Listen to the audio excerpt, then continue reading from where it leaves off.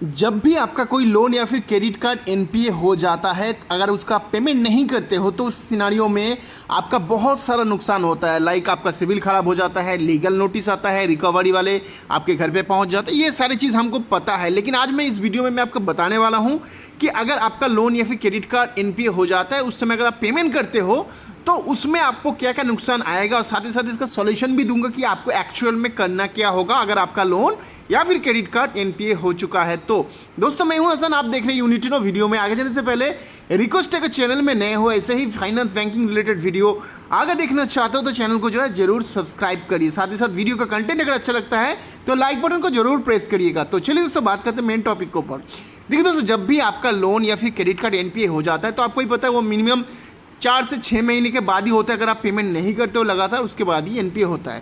तो 4 से 6 महीने अगर आप पेमेंट नहीं करते हो तो आपके पास बहुत सारा जो है लीगल नोटिस वगैरह आता है। उसमें कंसिलेशन नोटिस होता है, आर्बिट्रेशन नोटिस होता है, एलआरएन होता है। उसके साथ साथ आपके पास लोक अदालत का भी नोटिस वगैरह आ जाता है। और आपको सिक्योर लोन होता है तो उस सिनारियो में 13/2 सरफेसी एक्ट के तहत जो है लीगल नोटिस भी आता है। उस समय में होता क्या है, मैक्सिमम लोग क्या करते हैं कि किसी का 6 महीने का ईएमआई बाकी है और उसके साथ बहुत सारा जो है चार्जेस लग जाता है। यहाँ पे late payment charges, other interest charges, वो सब लग के ना एक बहुत बड़ा अमाउंट जो है आउटस्टैंडिंग हो जाता है। लेकिन लोगों को इतना प्रेशराइज किया जाता है तो उस सिनारियो में डर के मारे लोग क्या करते हैं कि थोड़ा थोड़ा करके पेमेंट करते हैं। हो सकता है उसका एक ईएमआई पेमेंट कर दिया, या फिर हो सकता है आधा ईएमआई पे कर दिया, और उनको लगता है कि चलो मेरा 6 में से एक पेमेंट हो गया, अब 5 बचा है तो मैं 5 जो है ऐसे ही धीरे धीरे करके करूंगा। फिर 2 महीने बाद फिर एक ईएमआई पेमेंट कर देता है, फिर 2-3 महीने बाद एक ईएमआई भरता है, और फिर अपने मन में कैलकुलेट करते हैं कि मेरा 7 ईएमआई बाकी था, मैंने 3 दे दिया तो 4 बचा है। देखिए एक्चुअल में होता क्या है कि आप पेमेंट कर रहे हैं, अच्छी बात है, लेकिन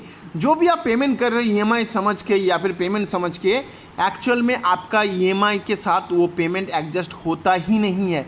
हर महीने जितना भी आप पेमेंट करते हो एनपीए होने के बाद, वो सबसे पहले एडजस्ट होगा। जितना भी लेट पेमेंट चार्जेस लगा था, इंटरेस्ट लगा था आउटस्टैंडिंग के ऊपर, उसके साथ एडजस्ट होगा। अदर्स जितना भी late payment charges, outstanding charges, interest charges, जब तक ना वो आपका पेमेंट से एडजस्ट हो जाए तब तक आपका जो ईएमआई के साथ, एक्चुअल में जो ईएमआई होता है उसके साथ एडजस्ट नहीं होगा। अब सवाल यहाँ पे आ सकता है कि मैं पेमेंट नहीं करूँगा तो मेरे ऊपर जो है लीगल एक्शन हो रहा है, और पेमेंट करता हूँ तो फिर भी मेरा नुकसान हो रहा है। तो यहाँ का सॉल्यूशन क्या है? देखिए दोस्तों, यहाँ पे सॉल्यूशन मैं बता देता हूँ।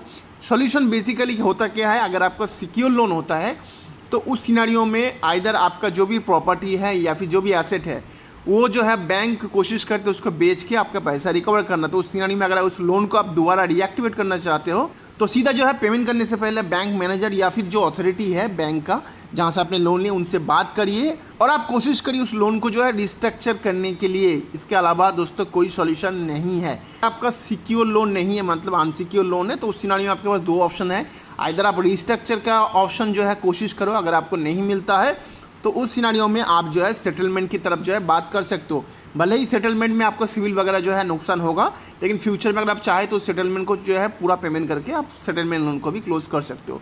तो ये 2 सॉल्यूशन बचता है।